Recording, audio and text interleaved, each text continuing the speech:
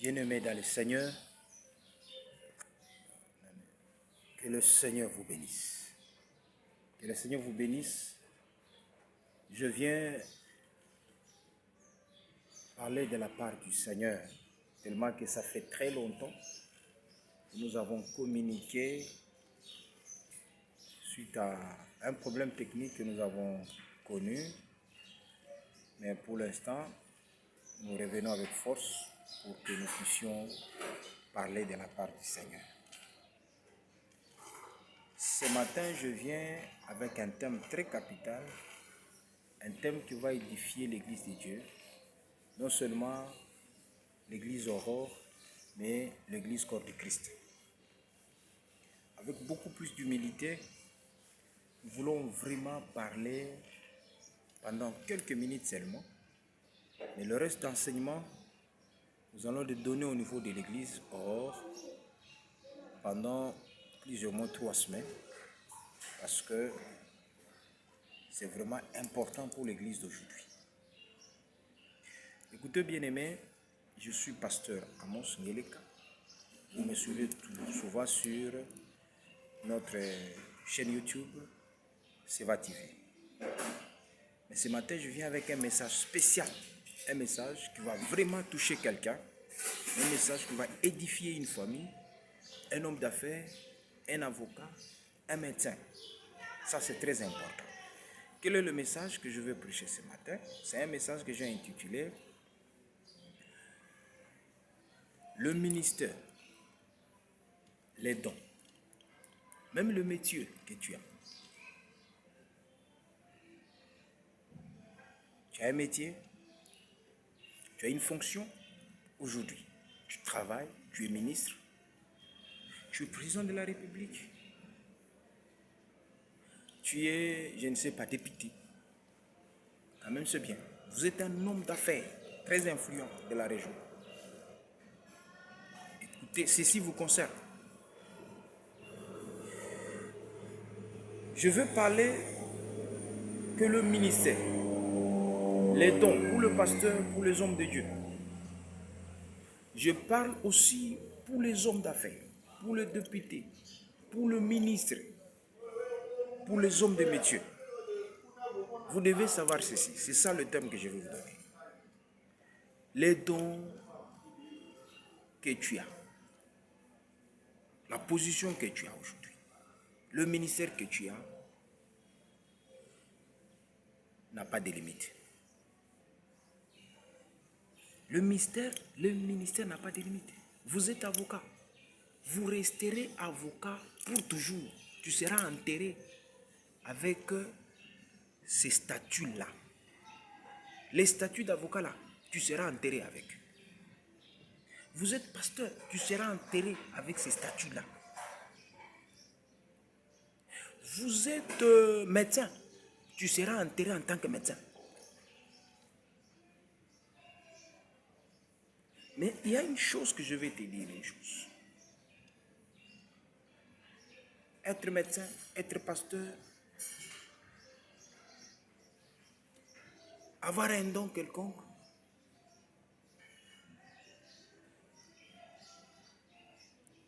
sache que ces dons que tu as là n'a pas de limite. Vous allez exercer votre don pour toujours, toute ta vie. Mais là où je veux maintenant insister aujourd'hui, c'est que tu n'as pas et tu n'auras pas ça chaque jour, c'est le temps de l'exercice de ces dons-là. Les temps où tu vois, ou les temps, ou la période, ou le temps que tu vas exercer maintenant,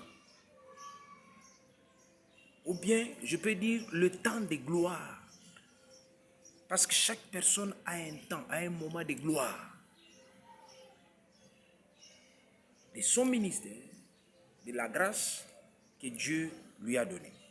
Dieu vous a fait grâce dans un domaine quelconque. Frère, il y a toujours un moment de gloire. Ce moment-là de gloire ne sera pas tout le temps avec toi. Ce moment-là ne sera pas tout le temps avec toi. Ça, vous devez savoir. Il y a tendance à dire, papa wana azalaki makasi mais assis là. Non. Moutoua si la ade. Ministère ici là en mais tant il y a exercice, il y a ministère. Tant il y a gloire, exercice, il y a ministère ici là. Le temps a des limites bien données. Dieu a limité le temps de l'exercice de ce ministère, le temps de gloire. Vous allez comprendre la plupart des hommes de Dieu. Jésus lui-même, il a fait que 3 ans. Mais il a été préparé pendant 30 ans.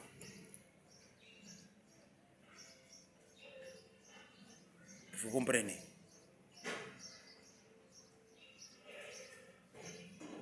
Le temps de la préparation est à Moulaï.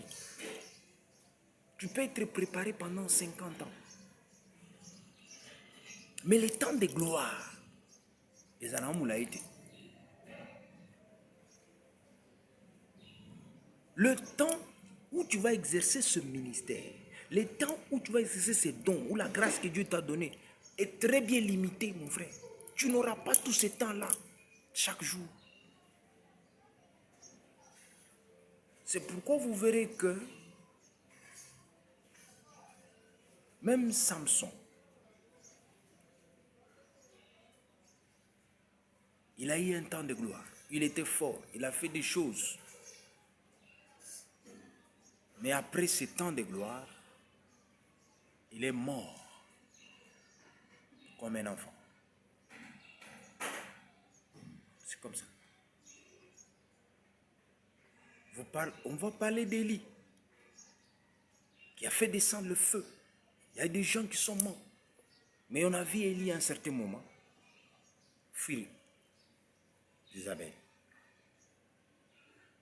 Frère, tout le temps de gloire, le temps que tu tentes de traverser pendant cette période, ça peut être un moment de gloire. Mais ce moment-là est très bien limité. Après ce moment-là, tu ne vas pas mourir. Tu resteras toujours en vie. Mais tu n'auras pas tout ce que... Et tu ne feras plus tout ce que tu faisais.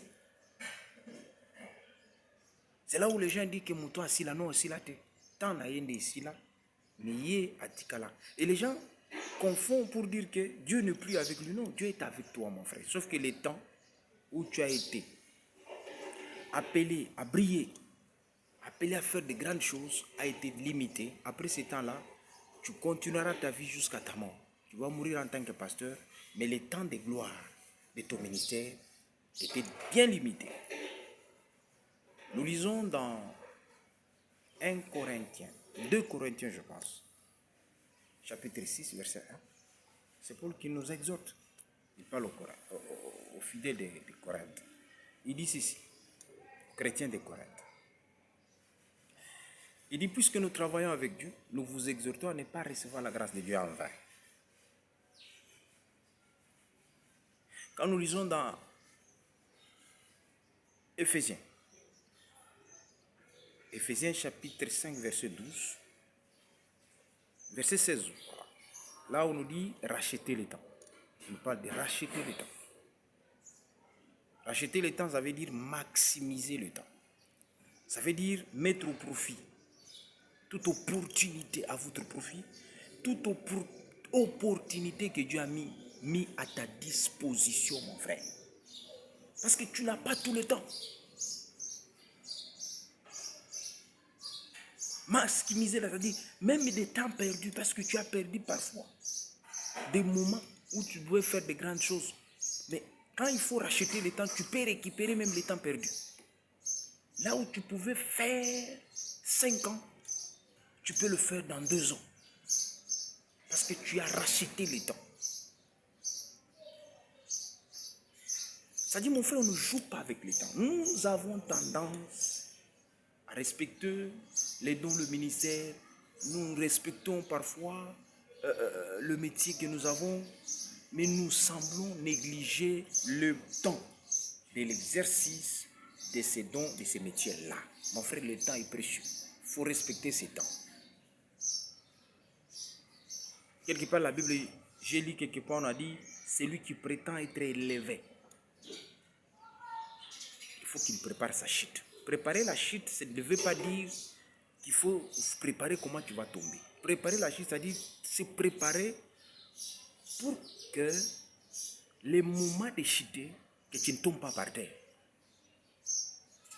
Mais la plupart des gens, ils se sont vus très élevés, ils n'ont pas su comment préparer leur chute. Parce qu'il y a toujours un moment où tu vas chuter. Mais un homme sage, c'est celui qui prépare cette période-là, où les choses ne vont plus marcher, où cette période de grâce, de gloire va prendre fin. Comment je veux me préparer? Comment je vais vivre pendant cette période-là? Mon frère, tu n'auras pas cette position-là que tu as aujourd'hui. Tu n'auras pas ça après 3 ans, après 5 ans. Mais un homme sage, c'est celui qui prépare cette période-là. Et comment la préparer?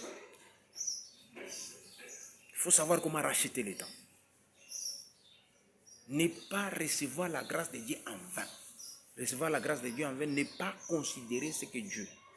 Celui à qui Dieu a fait une faveur, mais tu ne prends pas compte. Et tu ne prends pas au sérieux ce que Dieu t'a donné. C'est pourquoi ce matin, je vais exhorter quelqu'un. Je ne veux pas, il est très long, mais j'aimerais vous exhorter. C'est un enseignement que nous allons donner pendant 3 semaines au niveau de notre église.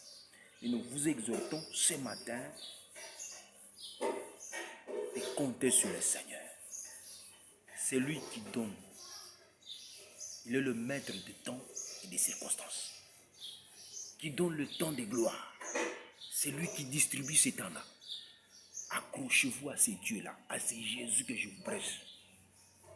Nous aimons ce Jésus, c'est lui qui nous a ramassés de la boue pour nous faire asseoir avec les grands. Alors je parle à toute personne qui me suit. Vous êtes aux États-Unis, vous êtes partout, vous allez suivre ces vidéos. Je vous invite à croire en Jésus, car c'est lui le maître des temps et des circonstances. Mais sache que chaque chose a un temps. La Bible dit, il y a un temps pour tout. Un temps pour la souffrance, un temps où la souffrance va arriver à sa fin. Un temps de chanter, un temps de se réjouir. Mais toi, tu ne peux pas vivre seulement avec un temps. Parce qu'il y a des gens qui vivent avec les temps de la souffrance toute sa vie, toute leur vie. Non. Il y a un moment où la souffrance va prendre fin. Il faut que la joie commence. Mais toi, tu restes avec la souffrance toute ta vie. Non, ce n'est pas normal, mon frère. Alors, accrochez-vous à Jésus. Ce matin, je vous invite le mercredi, le vendredi et dimanche. Venez au niveau de Sévois, l'église Sévois, dans la commune de Lancellet. Nous allons vivre la gloire de Dieu. Référence Bibois, André Mamanganga. Et vous allez vivre la gloire de Dieu. Que le Seigneur vous bénisse. Ce matin, je vous salue dans le nom de notre Seigneur Jésus-Christ. Et je dis Amen. Que le Seigneur vous bénisse. Merci.